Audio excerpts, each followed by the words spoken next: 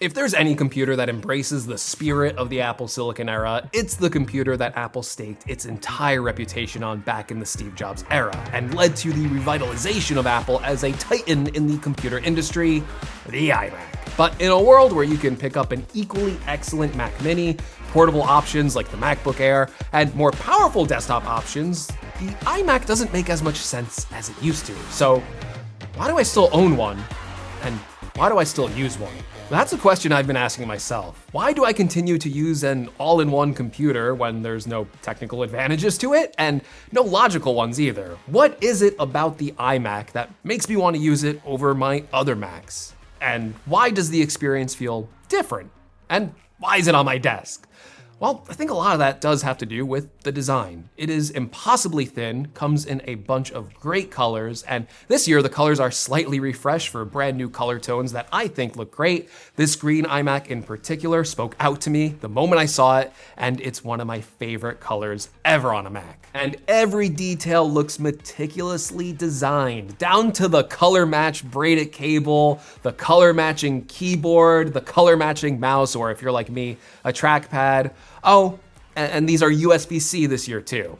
It's such a well-built and well-designed product. As an Apple fan, you clearly appreciate well-built products, and you probably wish all of your products paid that much attention to detail, even let's say, your toothbrush. Well, this is what many consider to be the Apple of toothbrushes, and let me tell you, the Laifen Wave toothbrush is the first time I have ever been excited to unbox a toothbrush. I mean, look at the packaging and the unboxing experience. It's like opening a new iPhone. Even the toothbrush itself is made from premium metals like aluminum or stainless steel. I mean, just look at that. This is the most premium feeling toothbrush I have ever held, and for how good it looks, it brushes your teeth even better with the world's first electric toothbrush that can simultaneously vibrate and oscillate at the same time. This movement closely mimics the dentist recommended bass brushing technique, providing a superior cleaning experience. It even has an app so I can customize the intensity of my brush, adjust the exact brushing time, apply a 30-second zone reminder to make sure I brush every section of my teeth, and I can long press the power button to put it into travel mode so it doesn't accidentally turn on. It also has the longest battery life I have ever used in an electric toothbrush. I was able to use this for a whole month without having to charge it, and when you do have to charge it charges super easily with a magnetic connection, and yes, don't worry,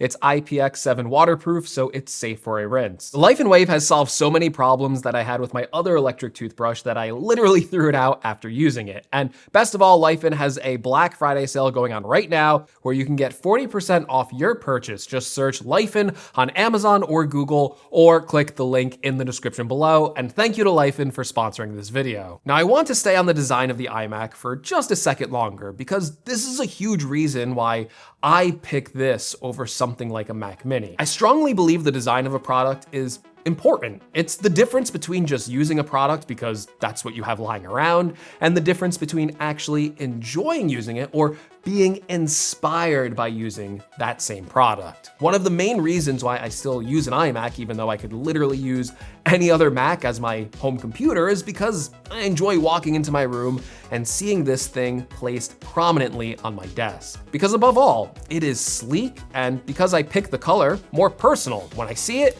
I want to touch it. I want to grab the display, adjust it. I want to grab the keyboard, start writing on it. I want to scroll on the trackpad. I just want to start writing or creating or just do something with this beautiful piece of hardware. I don't think I'm weird for saying that. I'm sure you have had similar experiences to this exact feeling that I'm having, maybe with a different product though. Some of you might have an attachment to a computer or a game console or a car, an oven, maybe even a well-built coffee maker. I mean, I get jazzed about that too. And while I could technically get the same experience out of a Mac Mini connected to any monitor, for some reason, seeing that setup doesn't spark the same amount of joy that I have seeing an iMac. Now, before this setup, I did use just my MacBook Pro as my only computer, and I kept an external display at home because I have a separate studio. That meant every day I would also unplug the MacBook Pro from my home display, put it in my book bag, drive over to my studio, and then plug it into my studio display there. And at the end of the day, I would unplug it from that studio display, put it in my book bag, come back home. And then if I want to go do something at my desk at home, sometimes there would just be this slight interruption of, oh, well, I guess gotta grab my MacBook Pro from my book bag and plug it in. I know, first world problems, right? But And sometimes I just wouldn't do that. I would be lazy. I would go, you know what? I can respond to that email later. I can write that script another time, or I'll remember to do that tomorrow. There was just this slight barrier of not having a computer constantly set up and constantly connected. The iMac doesn't have that sort of mental barrier. It's plugged in, it's always on, the screen ready to light up at the instant tap of the trackpad or the keyboard, and that immediacy and that presence is something that I appreciate. And for the way my brain works, I don't know what it is. Sometimes I just need that low barrier to entry. The setup also always looks clean. Even for someone as cluttered and messy as I am, I struggle so hard to make a desk setup that looks nice and organized. And while I'm not saying that this setup is organized or clean in any way, I also think it's kind of hard to make a setup for the iMac that looks bad, because you only need a single cable to connect the computer and the display and the speakers and the camera. That is the benefit of an all-in-one design, that even though, yes, there are accessories that you could connect to this, it doesn't really require them. And that's kind of funny because Apple added even more Thunderbolt ports on this Mac. There's now 4 in total Thunderbolt ports. They're all very fast on this new model. But at the end of the day, I'll sometimes just connect the charging cable to it, and that's probably about it. And then other parts about this computer are just so kind of complete. The speakers sound really good, even though they are coming out of a really thin body. The webcam this year got a nice upgrade with the addition of the center stage webcam, which can now track your movements just like they can on the expensive studio display.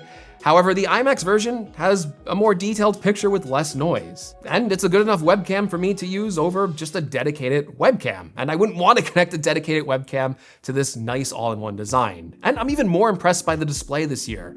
And yes, for the most part, it's the same 4.5K super sharp LCD Retina display as the previous years, but this time I went for the new optional nano texture coating that gives the screen a more matte-like appearance, and you kind of see this slight texture and grain on the display. But what that coating does is basically eliminate almost all forms of glare on the display itself. So if you use it right near a window like I do, you can still see the screen with complete visibility, even when the sun is shining brightly through the window. And to me, it almost has this secondary effect that makes black levels appear deeper, even though technically that's not true at all. In fact, the colors and black levels should pop a bit more on the regular glossy display option, but I am so used to seeing a slight reflection of myself in the screen whenever I'm viewing a dark background or watching a video, because the way that the sun hits the room, or maybe even at night when I have my lamps on. But now with this iMac, I can no longer see those distracting reflections. It just makes the screen appear more vivid and clear, even though it technically isn't. And yes, it's still a 24-inch display, and while I do wish we had the option for a 27-inch iMac, I also never feel at loss for space on this display. I can fit enough windows for my own home use and for my creative workflows as well. Then there's one thing that specifically made me go out and upgrade to this iMac this year and use it again as my home computer when I have given up on trying this before with my M1 machine, and that's just the configurations you can get on this machine. The M4 chip alone is a really nice upgrade. And yes, while there's more powerful Macs out there, this is one of the first years where the base level chips feels like it has enough performance in all the key areas for me not to notice or care about it being weaker for the more intensive tasks that I would do on my other machines. Now, being mostly a home computer, I'm just using this for basic tasks like web browsing, watching videos, word processing, listening to music, but because it does have enough power, there are times where I will load up my photo editing program or maybe even edit a video on here. And while I technically have Macs that are more powerful than this, sometimes I just don't require all that extra horsepower in the moment. And for those times when I do bring work home, and even if I do want a bigger external display, well, I can just AirPlay my more powerful MacBook Pro directly to this iMac display, and bam, just like that, I have all the power I need without sacrificing things I like about this iMac setup. Another reason why I integrated the iMac into my home setup this year compared to the previous years is because I didn't have to spend as much money in this machine as I would have even just a year ago. That's because the 16 gigabytes of base memory is perfectly fine for how I use this computer. Sure, I could have upgraded this to 32 gigabytes of memory for a more enhanced workstation feel, but honestly, I haven't felt the need to have anywhere close to that amount of memory for what I'm using this iMac for. The one thing I still springed for was a storage upgrade, but hey, you win some, you lose some, right? Overall, the price and value proposition of the base model on this iMac, and frankly all Apple's Macs this year, are a lot better. But that does kind of get me back to my point. I mean, at $1,300 for the base model with just 2 ports, only 256 gigabytes of storage, even with that 16 gigabytes of memory upgrade, I think anyone watching this video can realize that the iMac isn't necessarily the killer value it used to be during the Intel days. In fact, in the pre-Apple Silicon era, there was a time where the iMac was Apple's main consumer and pro-level desktop offering. Now, things have clearly changed. The iMac is aimed solely at really just the consumer level audience. For professionals, Apple has a much wider range of dedicated desktop offerings, from the incredibly cheap Mac Mini to the Mac Studio, all the way up to a big Mac Pro. So why would anyone spend $700 more for an iMac when they can just get a Mac Mini and hook up whatever display they want, whatever speaker they want, whatever webcam they want? And for most people, as home computers have become less relevant and desktop computers are mostly marketed at professionals or gamers, the iMac doesn't seem to make much sense for those types of users, and maybe most types of users. But I still count myself as one of those users that do use an iMac. And while I can't speak for everyone, all I can say is that the iMac still represents the best all-in-one desktop solution with the simplest setup and ease of mind. And yes, most Macs work the same. They're all running the same operating system, but there's just something about waking up early or sitting here late at night using this iMac that just gives me a sense of joy that no other computer can. It also just works, and I will always love it for that reason alone. And that might be a bit of nostalgia. The iMac was the first Mac that I ever used. It was really the first computer I ever used, and it inspired me all the way back then, even in my childhood. And it still inspires me today. And that's really the main reason I still use an iMac. Might be a little personal, might not be the best computer for most people, but it's why I still use one, and I still love the M4 iMac. Now, I know this video, maybe some of you liked it, but some of you probably were like, hey, this video could have also been called Rich YouTuber Owns Multiple Macs and Likes to Use Them. And, you know, he has a separate MacBook Pro and an iMac. We hate this guy. And I fully get that. So if you hate this guy and this video, leave. If you liked it, please give me a like. If you want to see more, make sure you're subscribed, and I'll catch you all in the next one.